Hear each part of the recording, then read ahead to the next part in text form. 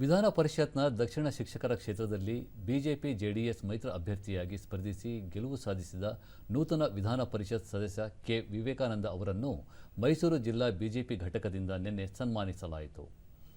ಜಿಲ್ಲಾ ನಗರ ಅಧ್ಯಕ್ಷ ಎಲ್ ನಾಗೇಂದ್ರ, ಮಾಜಿ ವಿಧಾನ ಪರಿಷತ್ ಸದಸ್ಯ ತೋಂಟಾದಾರ್ಯ, ಜಿಲ್ಲಾ ವಕ್ತಾರ ಕೆ ವಸಂತಕುಮಾರ್, ರೈತ ಮೋರ್ಚಾ ಅಧ್ಯಕ್ಷ ಬಿ ರಘು ಸೇರಿದಂತೆ ಪದಾಧಿಕಾರಿಗಳು ಉಪಸ್ಥಿತರಿದ್ದರು.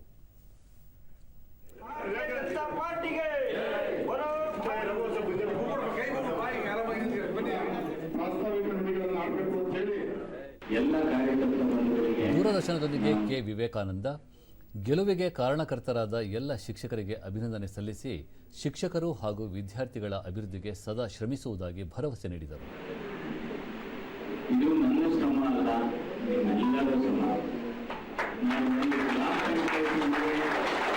ಗ್ರಾಮ ಪಂಚಾಯತಿ ಚುನಾವಣೆಯಲ್ಲಿ ನಾನು ಗೆದ್ದಿಲ್ಲ.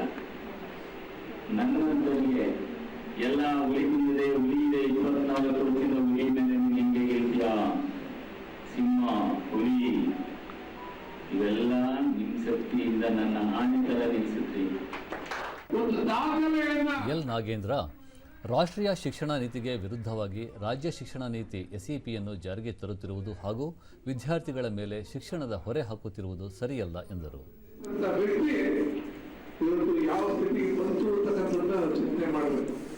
ಅದಕ್ಕೆ ಕಾರಣ ಒಂದು ಪಕ್ಷಕ್ಕೆ ಮೋಸ ಮಾಡಿ ಇನ್ನೊಂದು ಪಕ್ಷಕ್ಕೆ ಸೇರಿ ದರ್ಪವನ್ನು ತೋರಿಸುವಂತದಕ್ಕೆ ಇವತ್ತಿನ ಮತದಾರರು ಸರಿಯಾದ ರೀತಿಯಲ್ಲಿ ಉತ್ತರವನ್ನು ಕೊಟ್ಟಿರಲಿಲ್ಲ. ಸಂದರ್ಭದಲ್ಲಿ